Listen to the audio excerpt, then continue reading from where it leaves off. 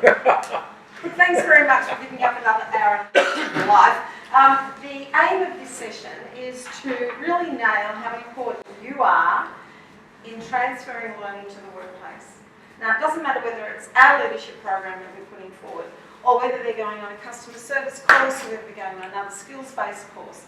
How powerful are leaders or their managers in actually getting the transfer of learning? So has anyone sent someone on a training course and they've come back and they've done nothing differently, and you've said that course was unsuccessful? Has anyone seen no results as a result of a training course? So we're going to highlight all the difficulty associated with moving something from a course and getting it transferred to the workplace, and what you can do to accelerate it. So the first thing I want to just share with you is some research that is around on the difficulty with transferring learning to the workplace. So this research, relatively recent, looked at 3 aspects as to who had the greatest influence in implementing or getting people to apply something. So let's say you sent a person on handling angry customers. So they looked at what happened to the conversations before the person came onto the course. So what conversations happened between the leader and the participant before the course, the conversations pre-course. Then they looked at facilitators, or the trainers, us, and then they looked at conversations with the leader after the course, so post-course. Now, which one do you think the research has found had the greatest influence in getting content from the course applied to the real world? That one, or that one? First one? Can we discuss the bribery first? You want the bribery back? Yeah. Okay. Which should have or did have? Which did have. Did have. Well, as long as the post-course took place, the post-course should have. Did. And that's what the research has found. This had the greatest power. Conversations that you had with a participant after they had come back from the course, straight away after the course, had the greatest ability for them to transfer something back into the workplace. Followed by this one, and we were a really bad last. The facilitators were a very bad last.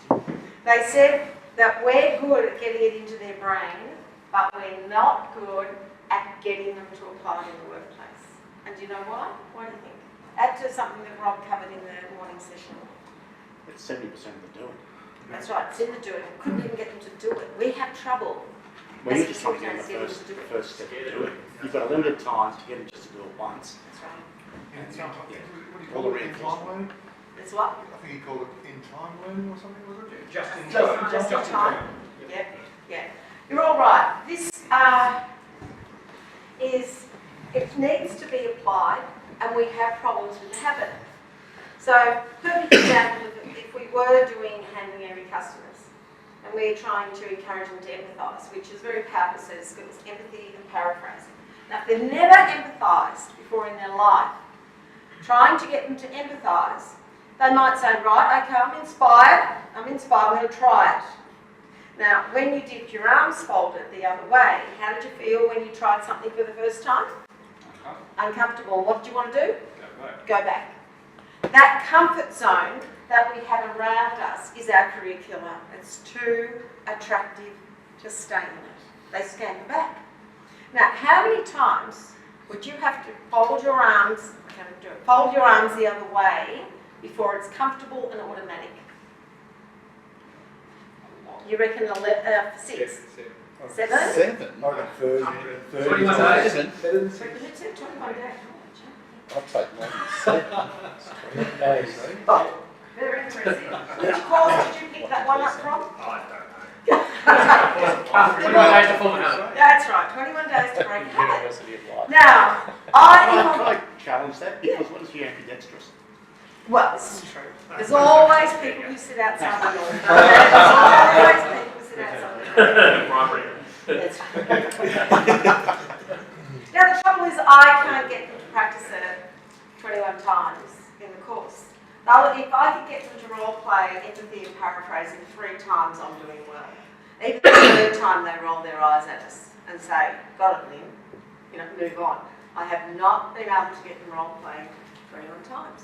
So I might get them to role play 2 times. At 10, we know they're comfortable at it, they've still got to think about it. It's not automatic yet. 21 times it's automatic. That's where we want to be. We don't even have to think about it. So the only person who's there to nag, follow up, inspire, create brilliance is the leader. So that's why these conversations are so powerful. Also, these conversations are powerful in knowing where their perceived skills gaps are.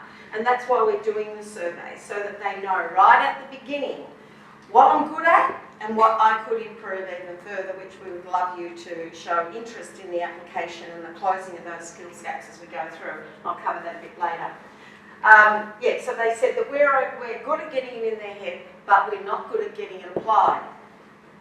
So when they come back from a program, I'm begging, I'm begging that you start, just take 5 minutes out of that day to say,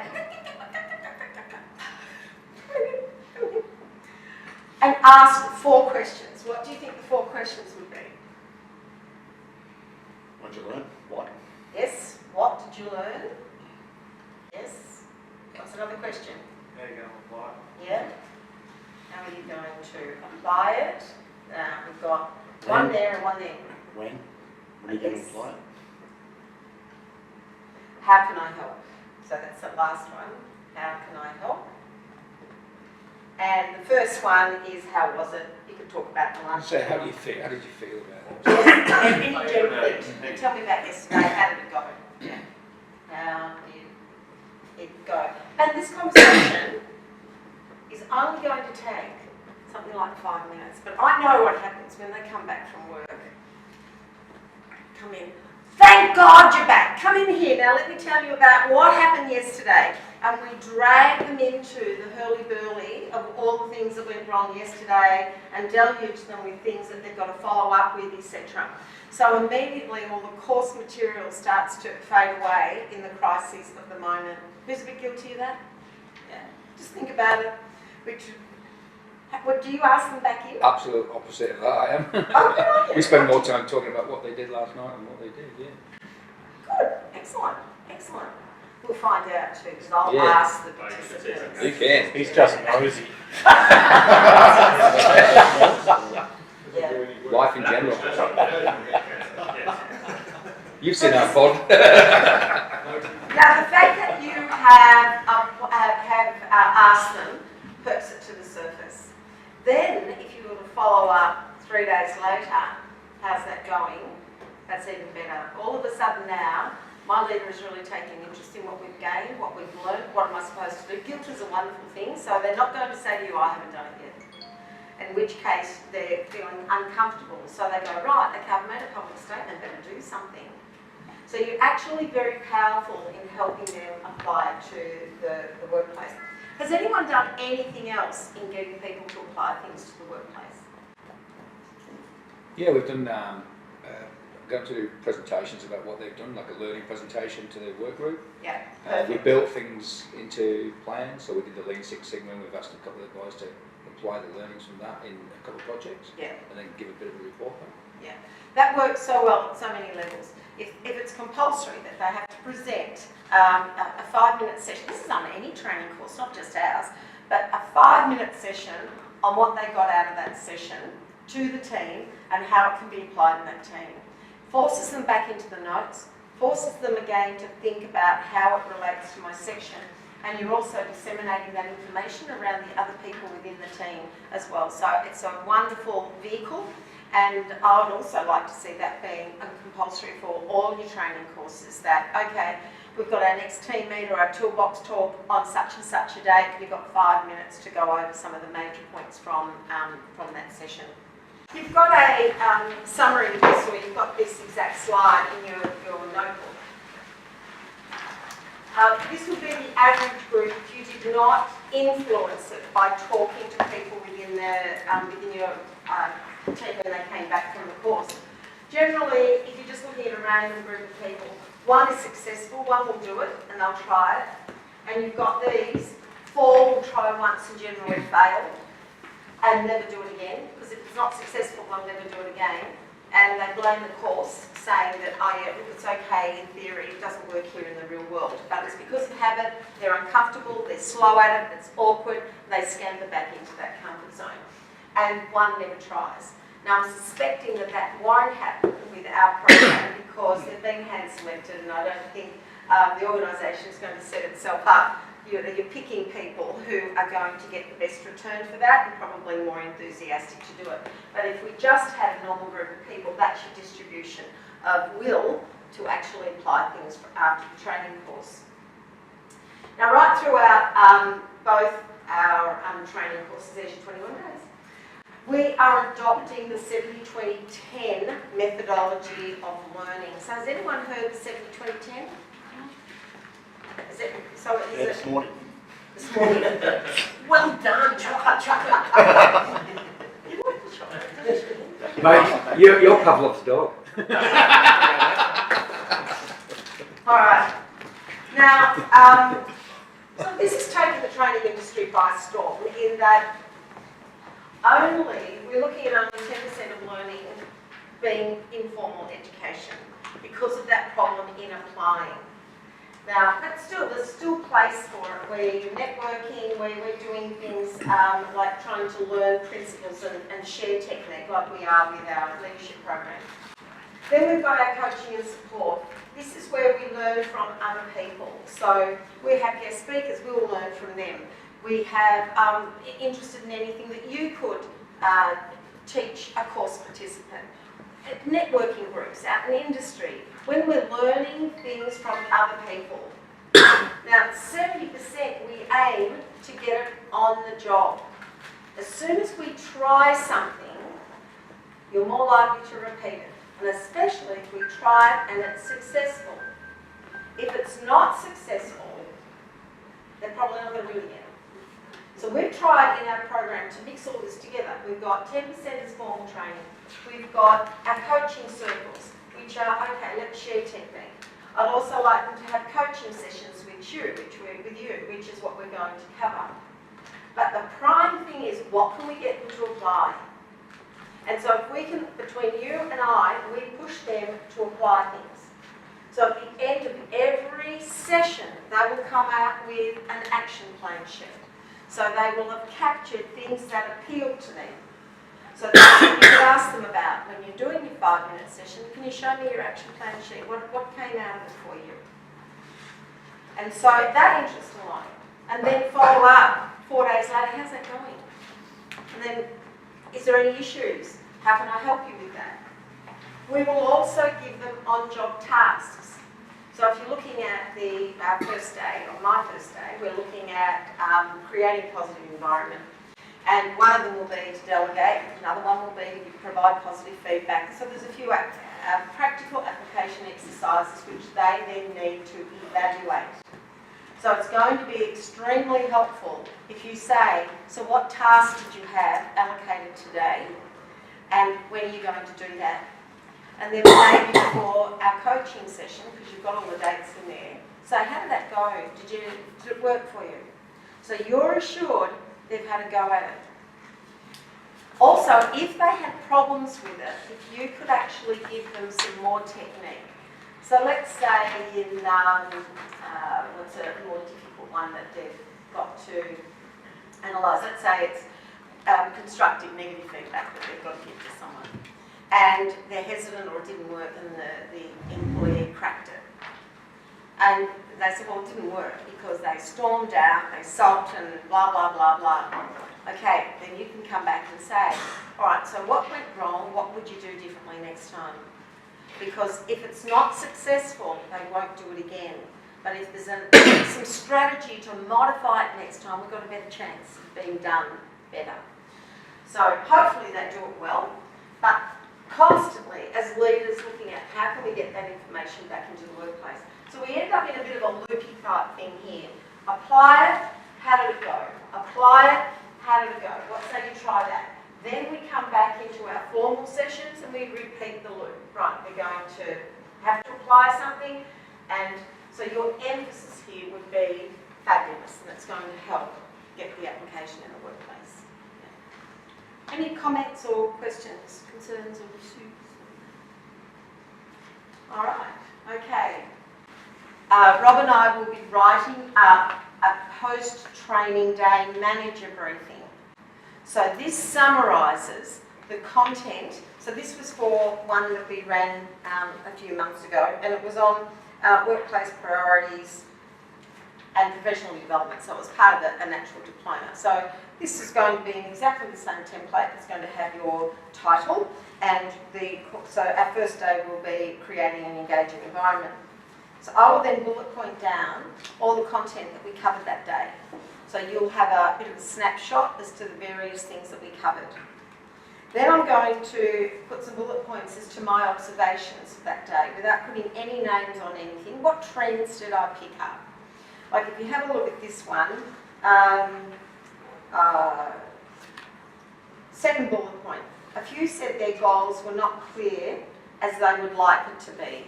So in time management, you've got to have a really clear idea of your expectations. That helps you prioritise.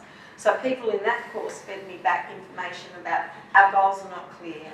And so that came out in an exercise. Many struggle with work-life balance and found the YouTube confronting and thought-provoking. Most did not know how to manage emails, with a few saying they had 17,000 emails in their inbox. So these were little things that I thought, whoa, we need to do something about that. And also I put down good things, that they mastered this, they were good at that, etc. So that helps prompt your conversation as well. So that will come out within a few days. So I write it that night while it's fresh in my head. Then it sort of goes through Swinburne for distribution, and then to, I don't know, Teresa, do we have managers' email addresses, or will it go through Kate? It'll come To you, and then, so sometimes that takes a few days to actually come out. Then on the next page, they were doing projects as well. So I summarised all the projects. They were allocated on the first day. Yours won't be allocated until the second day. Then you'll see projects and the various projects at the group and who's allocated to those. And then I've got some hints on the questions down there. These are some post-course discussion questions that you could have with the participants. So you'll get that within a few days of the program, just to prompt that discussion. Any questions or comments on that? All right, and you'll also have a learning journal. So on the next page, they will have this as a compulsory page in every set of notes. So we'll give them their notes as we go through. And at the end of every one is a learning journal. And this is where they capture things specific to them that they're going to do. So on the first day, they're going to get feedback from their team. They will have spent time in the program working out what their strengths were and areas for them to lift or try and improve, and their specific strategies will be written there. So this would be a really good sheet to say, so what's on your learning journal? And if there's nothing on the learning journal, that's not good, because we will have given them time in the program to have captured that. Okay, so generally on the first day they're all very diligent. By the time we get to day 3, 4, 5, 6, sometimes the learning journals become thinner. But if you can show interest in that, you'll find that the learning journals will be much more specific. We give them time right throughout the course. So at the end of one segment, we'll say, okay, what's your major learning point from that? You want to go in there. So I'm not just allowing 10 minutes at the end of the day to say complete your learning journal. So they're capturing it as they go. All right. Okay. Any questions or comments on that? Good. All right. Okay. Now, just a little bit of more understanding. So what can leaders do, just to summarise this? Meet within 30 minutes of returning from work. Follow up, help them create a new habit, create an opportunity to practice. So have a chat to them about what they gained and what resources do you need, what time frame you're looking at. Showing your interest will help them apply it. Now I just want to finish on this slide, which I find this slide very, very powerful. Your feedback is so important. Now, this is the blue part up here is large survey. The blue part is if I got positive feedback, high level was engaged. So that's to be expected. And what's the difference between engagement and motivation? Does anyone know? Often the terms are used interchangeably, and to a large degree they are, but there's a subtle difference. Does anyone know the difference between engagement and motivation? Okay, motivation is the desire to want to do my work. Engagement is my engagement to the business. And that's where we want them to be, really engaged in the business, because that increases flexibility and the ability to lift. Now, for example, we could have someone working in the motor vehicle industry. You can have a salesperson highly motivated. So a salesperson highly motivated to achieve what? Sales. Dollars. Okay. But if I'm not engaged with that dealership, it means I am not going to spend any time in helping to clean up the reception area or wipe down a motor vehicle that might have dust marks on it out in the showroom, or contribute to the marketing plan, which is what is expected.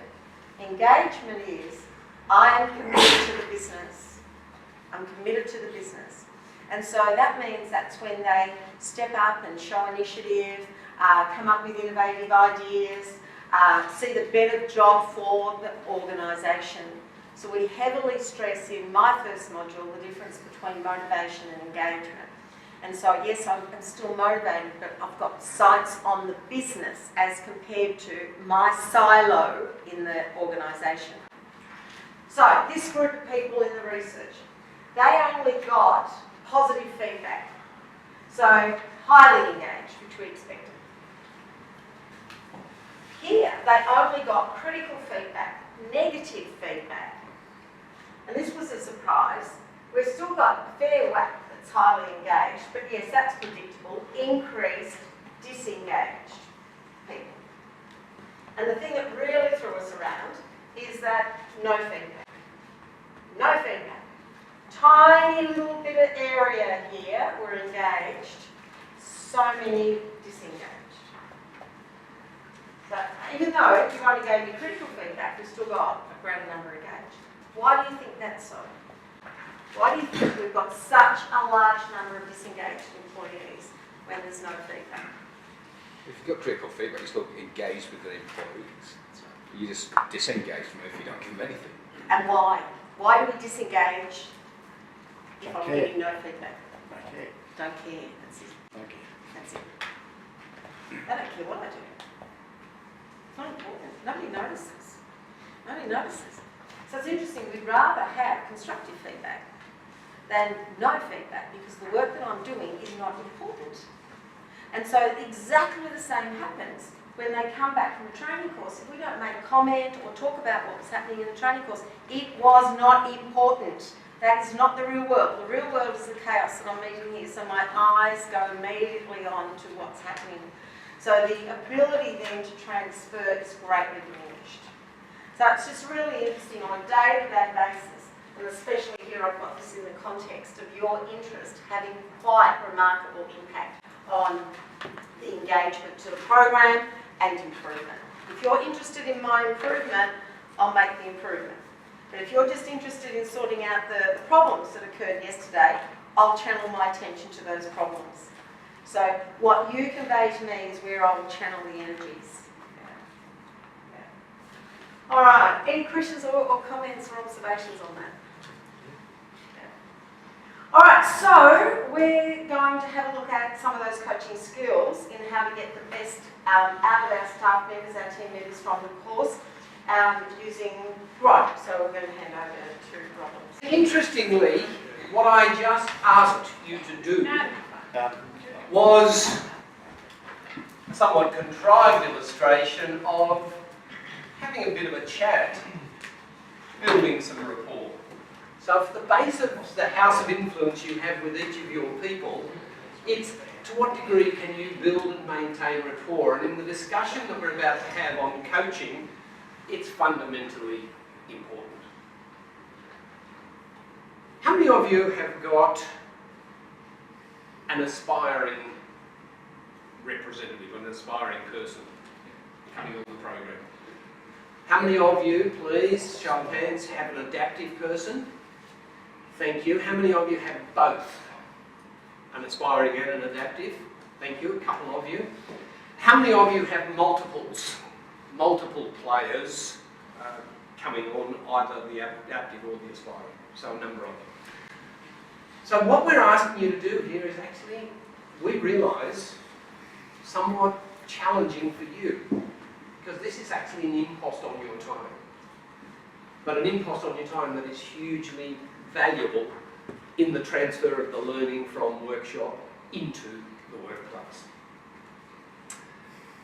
How many of you have had executive coaching or formal coaching of some variety? Thank you. Had formal coaching. Yeah. Have had formal coaching. So can I get you please, and that's great, that's about half of you, what are some of your experiences of it? So let's now throw it to you. Those of you who say, I've had some coaching somewhere, sometime. What was the experience? What? I've had two types. One was coaching me out of a business, which was fun. Mm-hmm. And the other one was one that I asked for, which was a lot of self-reflection, which was really quite confronting. So one was coaching almost in regard to career decisions, job decisions, which we might notionally propose is a bit more like mentoring. Wise advice about should I stay, should I go, and how should I go? Yes. Quickly. Yeah?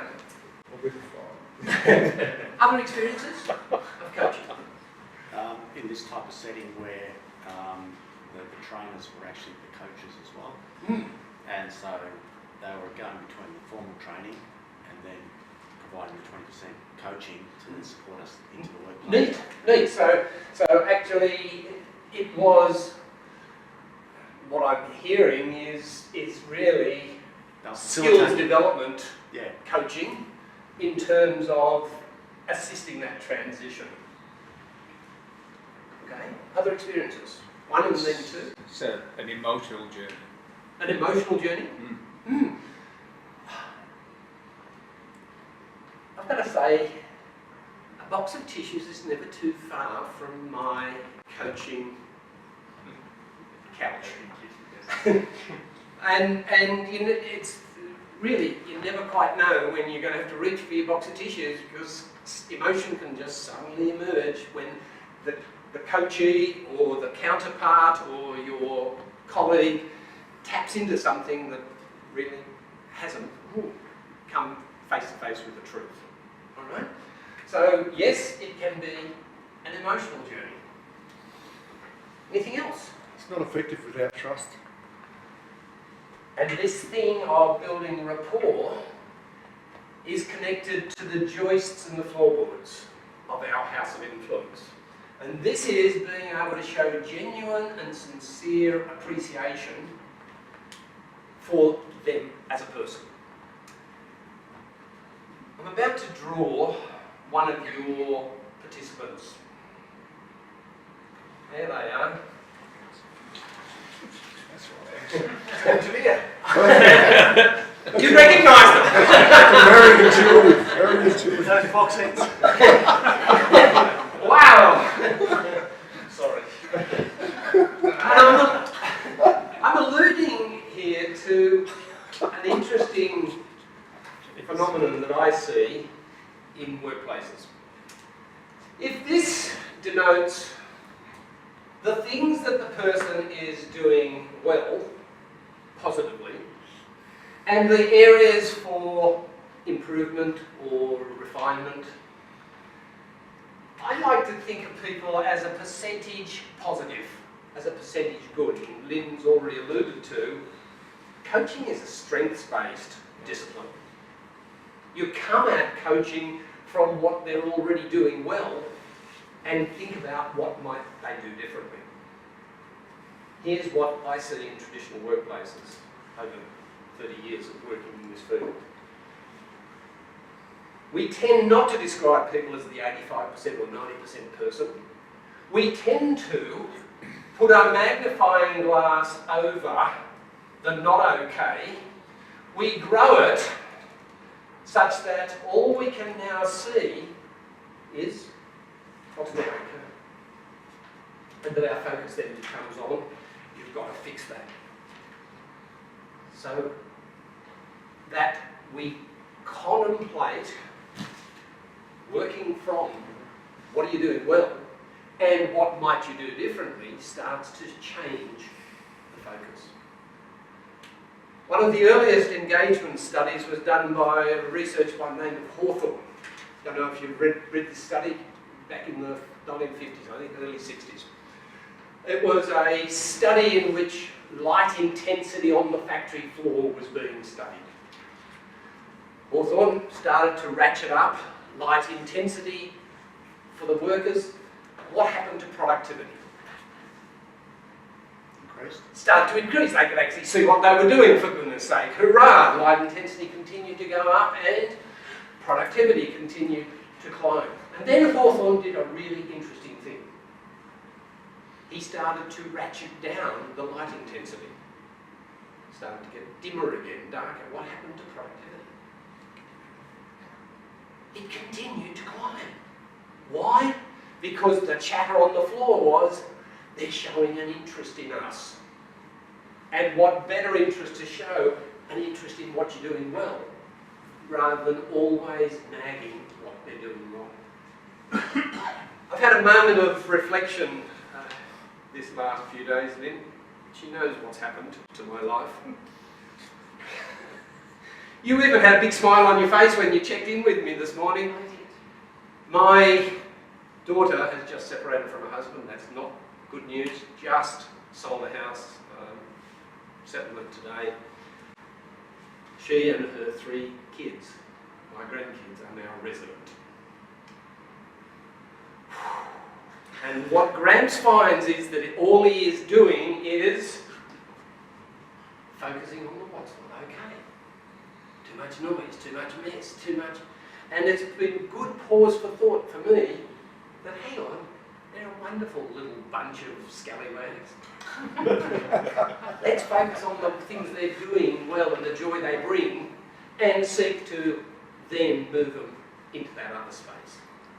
And so I'm going back after today with newfound enthusiasm, Nice to hear it. commitment to have a pleasant evening.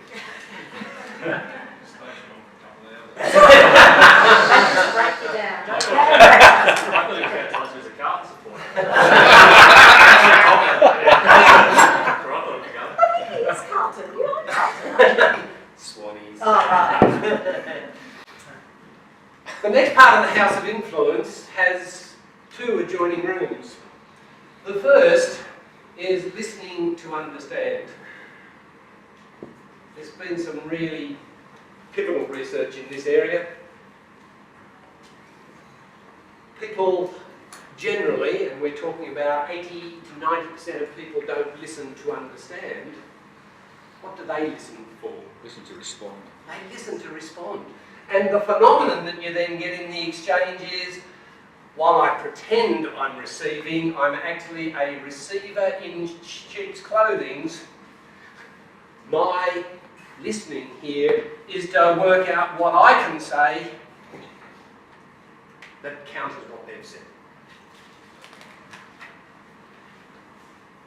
And listening to understand has a central additional skill called how well can I ask the questions that get them talking. Because Stephen Covey in his book, The 7 Habits, devoted habit 5 to listening.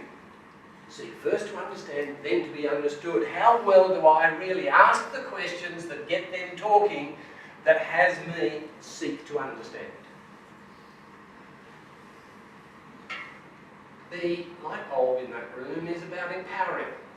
So in your coaching, to what degree are you empowering your person to actually see another possibility, another way?